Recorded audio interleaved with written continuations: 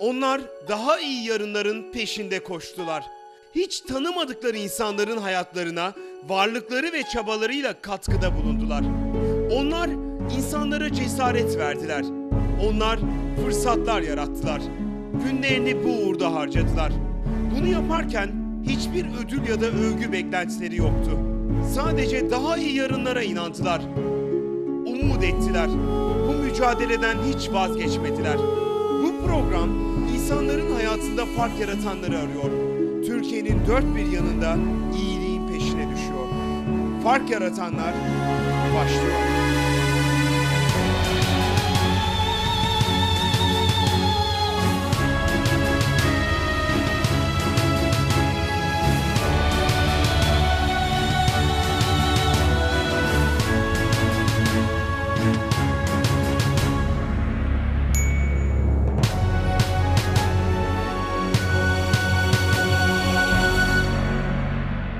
Sevgili seyirciler, yeni bir Fark Yaratanlar programına hoş geldiniz. Bugün karşınıza İstanbul'dan ibret alınacak bir öyküyle gelelim istiyoruz.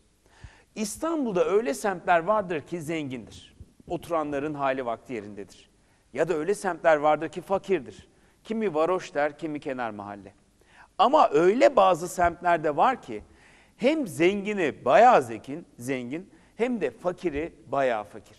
Özellikle bir zamanlar işçilerin çalıştığı, fabrikaların çalıştığı Beykoz gibi semtlerse ne varoş diyebiliyorsunuz ne de varsız semtlerden biri olarak tanımlıyorsunuz.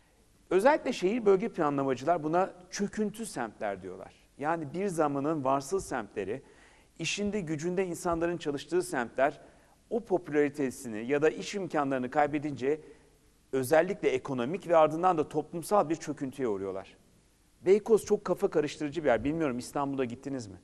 Bir taraftan dediğim gibi çok zenginler var. Bir taraftan da bir zamanların fakir işçi aileleri.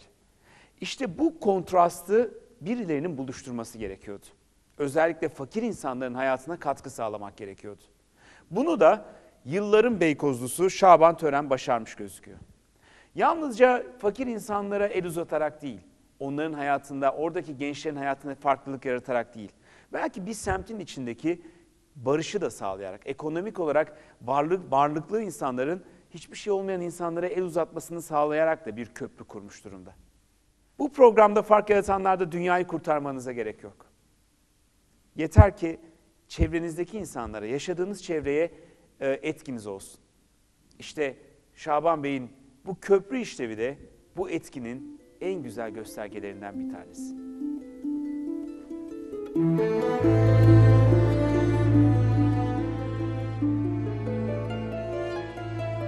1950'li yılların başında sanayi atağına kalkan genç Türkiye Cumhuriyeti'nin işsiz bireyleri için iki umut kapısı vardı. İlki, Türkiye'de işçi isteyen acı vatan Almanya, ikincisi ise taşı toprağı altın İstanbul. Almanya dedikleri gitti söndür dilleri. Yuvamı da yıktım Almanya, başımı da yaktım Almanya, bireden çıktım Almanya. Almanya'ya işçi yazılamayanlar kendilerini İstanbul'un tam ortasında buldular. O yıllarda İstanbul'un fabrika bölgesi ise bugün Boğaz semti olarak geçen Beykoz'du. Başta Paşabahçe olmak üzere birçok fabrikayı barındıran Beykoz bir işçi semti olarak kuruldu. Fabrikaların çevresinde gecekondular, gecekonduların içinde ise hayallerini yakıp evini ısıtan işçilerle Beykoz bir umut semti oldu.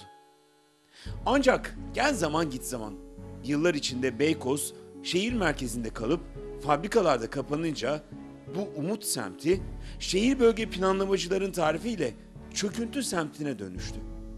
Boğaz hattının değer kazanmasıyla da gecekonduların bacaları lüks konakların gölgesinde tütmeye başladı. Beykoz'da bugün kapanan fabrikalar yüzünden işsiz kalan aileler hayata tutunmaya çalışıyor. Kendileri için yeni bir çıkış yolu, çocukları için güvenli bir gelecek arıyorlar. Büyük bir travma yaşayan semtin hayata yeni başlayan gençleri ise tehlikeli bir yolda yürümeye çalışıyor. Neyse ki gençler bu riskli yollarında yalnız değiller. Beykozluların kurduğu Beykoz Vakfı gençlere rehberlik etmeye çalışıyor.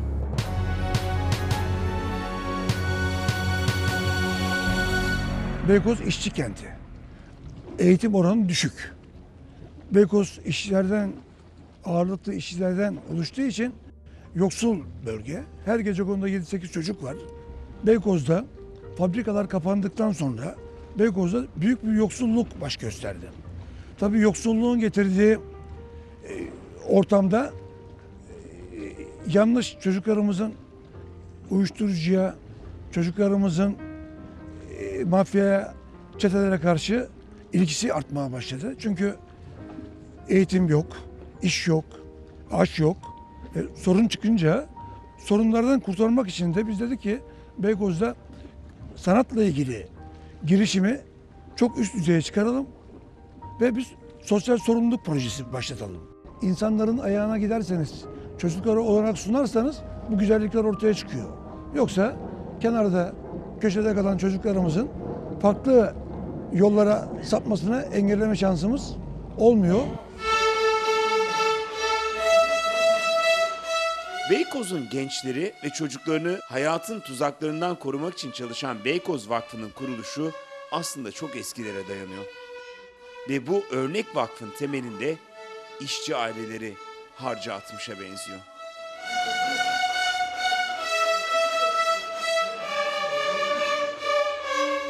...1994 senesinde Beykoz'da Beykoz Vakfı'nın kuruluşunda aktif görev aldım. İlk kurucularından biriyim. 19 kurucumuz var. O yıllarda sendikacı olduğum için vakfın kuruluşunda bütün örgütlenmeyi ben yaptım. İnsanları bir araya getirdik, Beykoz Vakfı'nı kurduk. Beykoz Vakfı elit bir vakıf değil, ya halktan kopuk bir vakıf değil. Bütün halkın bütün sorumluluklarını üstlenen, Beykoz'un gelişmesini öne alan, halkla iç içe, işsiz gençlere iş bulan, bölgedeki zenginlerle yoksullar arasında bir köprü durumunda bir vakıfız biz. Hep bir bakımsızmış ya. Şuraya şöyle 2 basketbol koy. Merhaba arkadaşlar. Beykozlu işçi ailelerinin kurduğu ve Beykoz'da yaşayan iş adamlarının desteklediği Beykoz Vakfı çocukları sanatla değiştirmeyi amaçlıyor. Vakfın bünyesinde açtıkları keman ve tiyatro kurslarında çocuklar çok cüzi bir aylık ücret ödeyerek bambaşka bir dünyayla tanışıyorlar. Keman gitardan daha kolay bir enstrüman ve çocukların daha fazla ilgisini çekiyor. Ve anket yaptık.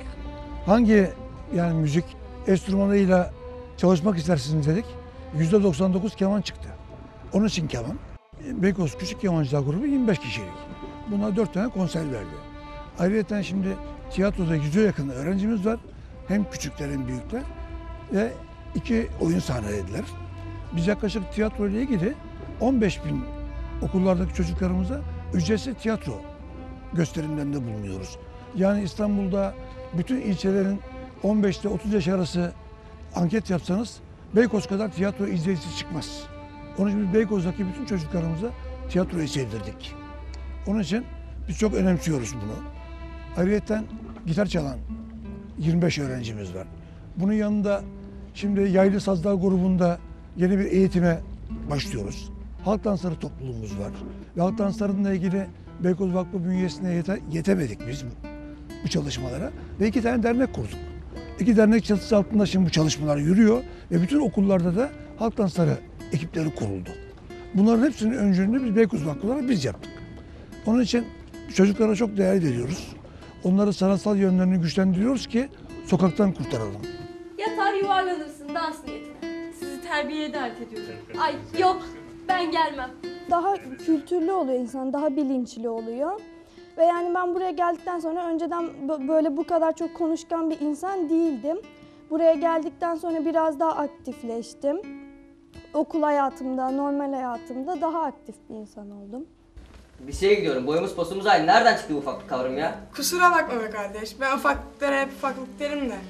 Hey merhaba. Hop hop ne oluyor gelirken? Cumartesi günleri geliyoruz buraya. Cumartesi günleri daha çok boş oturuyordum böyle. Yani sıkılıyordum böyle. Ama buraya gelince daha bir hayatım daha nasıl diyeyim aktif olmaya başladım. Okulda da burada da. Yani söyleyince arkadaşlar işte cumartesi ne yapıyorsun diyorlar. Mesela tiyatroya gidiyorum diyorum. İşte böyle ha falan diye daha bir hoş karşılanmaya başladı.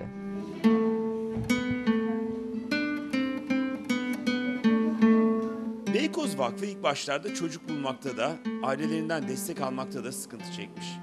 Yine de gecekonduya giren keman kısa zamanda pek çok şeyi değiştirmiş.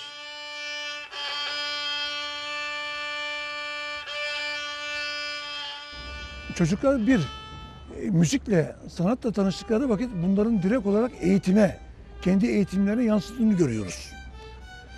Eğitimlere olumlu şekilde yansıdığı vakit çevresindeki diğer gecekonduda oturan çocuklar da sanata karşı, kültüre karşı, Beykoz Vakfı'na karşı yaklaşımları değişiyor. Ve korkunç talepler alıyoruz, inanamazsınız. Yani bu çocuklar korkunç değişime uğruyor. Yani gecekonduya kemanla girdiği vakit, gitarla girdiği vakit çevresindeki bütün okulunda ve çevresindeki bütün arkadaşlarının ilgisini çekiyorlar. Bu da büyük bir Beykoz'da, böyle yoksul bir semtte büyük bir çocuklar arasında değişim olduğunu gözledik. Onun için bu projeleri öğrenmeye çalıştık.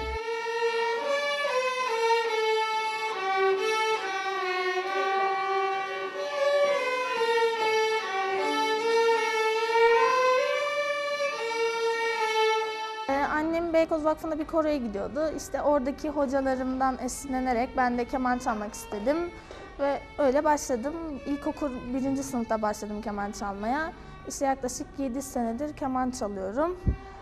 Gelecek hayalim Anadolu Güzel Sanatlar Lisesi müzik bölümünde kemanımı ilerletmek. Üniversitede de iyi bir konservatuvara girip müzikle ilerlemek istiyorum hayatımda. Kendime özgüvenim geldi. Beni arkadaşlarımdan ayıran daha farklı bir özelliğim olmuş oldu.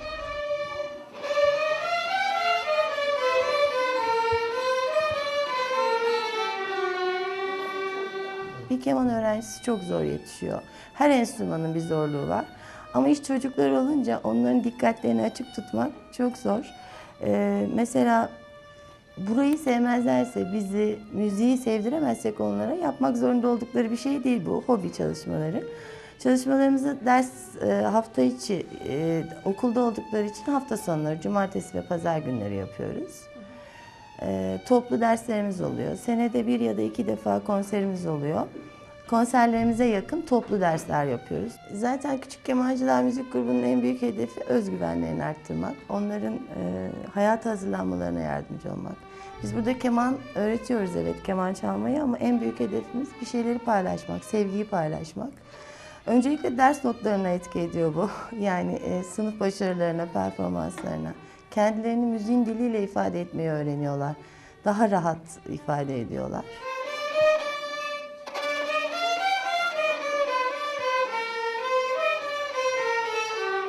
Babalarının elleri fabrikada makine tutarken bu çocukların elleri keman tutuyor. Onlar sanatın ve müziğin değiştirici gücüyle farklı bir kadere imza atmaya çalışıyor.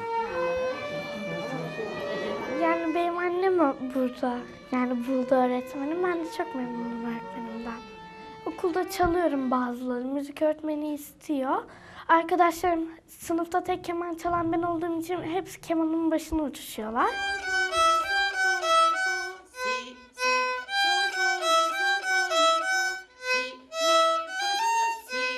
Ben ilk kemanı televizyon izlerken çok hoşuma gitti. Öyle güzel bir şarkı çalıyorlardı ki babama dedim, baba ben de keman çalmak istiyorum dedim. Babam araştırdı, başladım. Çok şey değişti. Okulda mesela bütün öğretmenler tanıyor beni. Şarkılar, daha yeni şarkılar öğrendim. Kemanda daha çok geliştim. Tabii ki de şaşırıyorlar. Konserlerde falan annemler çok heyecanlanıyor, babam falan. Yani hepsi çok memnunlar öğretmenimizden de. Ben büyüyünce konservatuvar okuyacağım. Hem de zaten halk oyununa da gidiyorum ben. Nüfus kağıdında Holstein diye yazıyordu. Oradan esinlendim. Beykoz Vakfı'nda dersler birçoğu gönüllü olan öğretmenler eşliğinde veriliyor. Ancak vakfın yeni projeleri hayata geçirebilmesi ve daha fazla çocuğun hayatında fark yaratabilmesi için daha çok desteğe ihtiyacı var.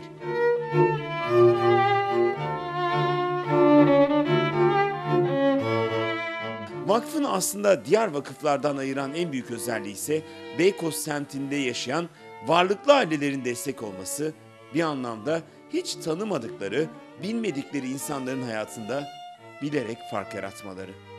Bir anlamda bir semtin içinde bir huzur ortamı oluşuyor. Zenginle fakir bu vakıf sayesinde buluşuyor.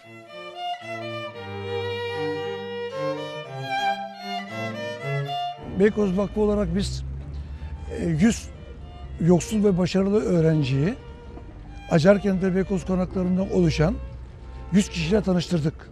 Bir araya getirdik. Onlara abiler, ablalar bulduk. Ve onlar 100 öğrenciyi sahiplendiler.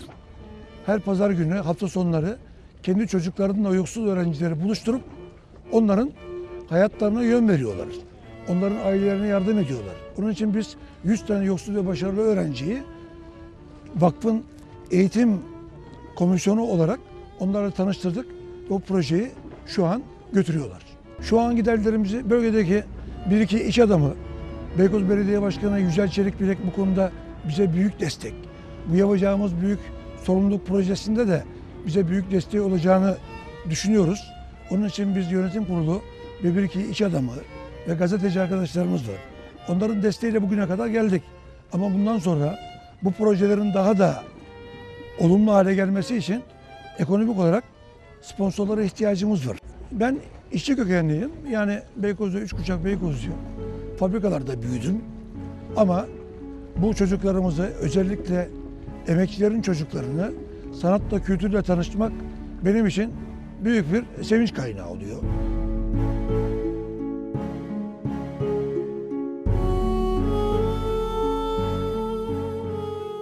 Şaban Tören ve Beykoz Vakfı çalışanları örnek bir sosyal sorumluluk projesiyle semtlerinin geleceğine sahip çıktılar.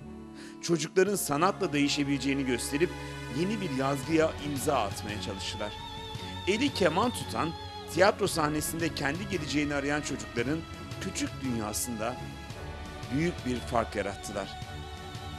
İstanbul'un ortasında unutulmaya mahkum çocukları hatırlayıp o çocukların hayatında koskocaman bir fark yarattılar. Sevgili seyirciler, Şaban Tören'in hikayesinden alınacak çok ders var.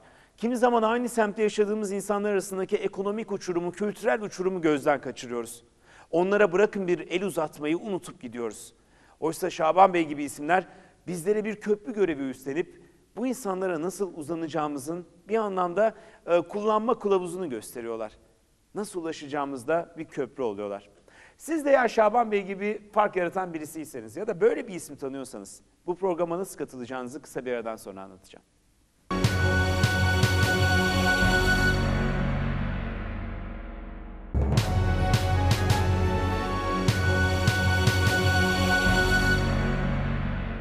Sevgili seyirciler, Sabancı Müzesi'ndeyiz, The Seed salonundayız ve fark yaratanların sonuna geldik. Bu programa nasıl başvuracaksınız? İnanın zor değil. Eğer bir internet kullanıcısıysanız lütfen www.farkyaratanlar.org adresine girin ve bizim formumuzu doldurun. Olur internet yoktur, o zaman telefonu alıyorsunuz, herhangi bir telefonu. Cep telefonu da olur, ev telefonda ve bizi arıyorsunuz. 0212 249 23 14 nolu telefonda arkadaşlarımız size nasıl bu programa başvuracağınızda yardımcı oluyorlar. Yeni bir fark yaratanlarda buluşuncaya kadar ben Cüneyt Özdemir. Hepinize iyi akşamlar, iyi geceler diliyorum. Onlar daha iyi yarınların peşinde koştular. Hiç tanımadıkları insanların hayatlarına varlıkları ve çabalarıyla katkıda bulundular. Onlar insanlara cesaret verdiler. Onlar fırsatlar yarattılar. Günlerini bu uğurda harcadılar. Bunu yaparken hiçbir ödül ya da övgü beklentileri yoktu. Sadece daha iyi yarınlara inandılar. Umut ettiler. Bu mücadeleden hiç vazgeçmediler. Bu program insanların hayatında fark yaratanları arıyor. Türkiye'nin dört bir yanında iyi